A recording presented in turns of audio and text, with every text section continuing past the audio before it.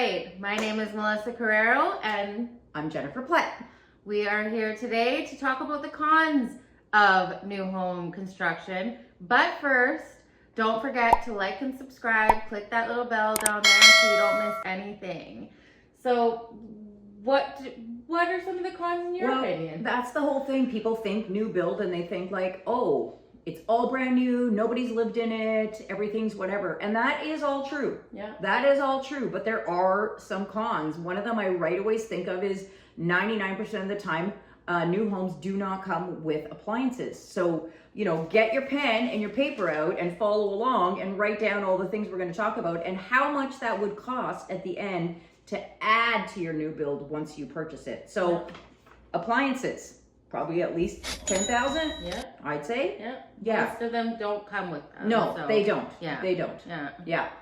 And some of the new homes, they often come with a premium price tag compared to real estate homes due to modern finishes. So, customization upgrades for sure. There's going to be a lot of upgrades that you have to do. Yeah. Yeah. And some people don't think about too, like you have this lot, you won't have a fence. You won't have, sod, landscaping, all those things. So you have to add that again. Another thing is like included in this outside space. I'm saying like your deck.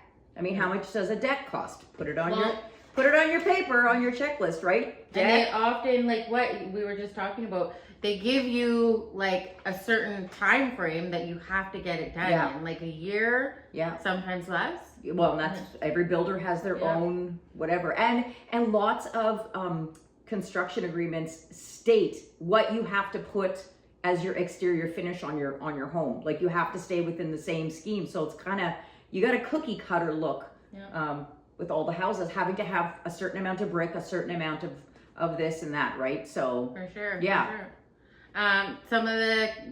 Another con to new home construction is delays in the construction. Labor shortages, permit delays is a big one. Huge.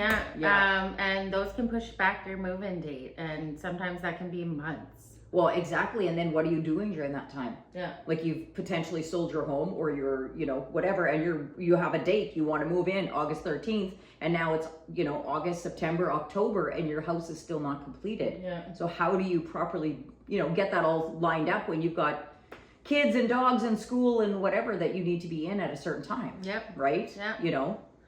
Yeah. Another con, say you move into your house.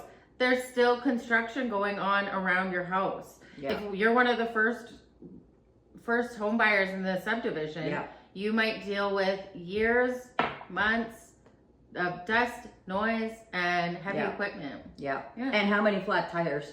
Because It's happened to me. See, it's happened to me too. I go to a showing on a new construction. I come home with my flat tire, but that's another one. Another one that people don't think of, very simple, but it still adds up in cost. You have no window coverings. You have no blinds. You have no curtains. You have none of those items. So that's another thing to put on your, what am I paying for after I move into this house? Well, and the house itself is already at a higher cost because it's brand new. Totally. So that's another thing. Yeah. Oh, and also no finished basement. Yes. Right? If you buy a house that's fully done, a resale home, usually the basement is done. Obviously your appliances are all in, and all these items that we're talking about have all been done. So when you take your house cost, and your house cost is $500,000, I mean, you can easily, without blinking your eye, add another 100. Probably wouldn't cover it, especially with the price of lumber now. And if you do want to do a fence, lots of people have pets. You need the yard fenced to keep or your kids. Yes, exactly. You got to keep your stuff on the yard. Yeah, exactly. Kids. What else? Home settling issues. I don't know if this is a big thing. Well, it is. It is. For sure.